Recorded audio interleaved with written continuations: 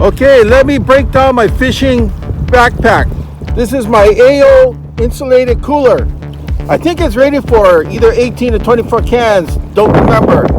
Now, in this main pocket here, I have some gloves, toilet paper, obvious reasons. I got a flashlight, some cast assist devices, which are hammer bombs, pre-made leaders already hooked up with my hooks, braid scissors,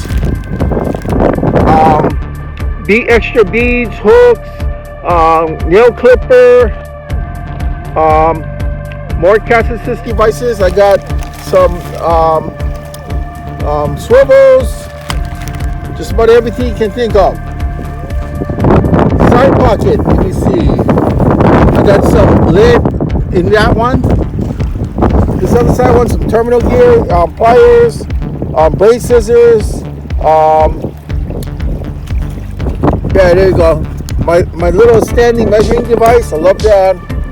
In my main compartment here, I got some poppers, snacks, fillet knife, bottle of frozen water, and 2 jugs of energy drink. So I'm all set. This is what I come in. I come in very light. Got my rig all ready there.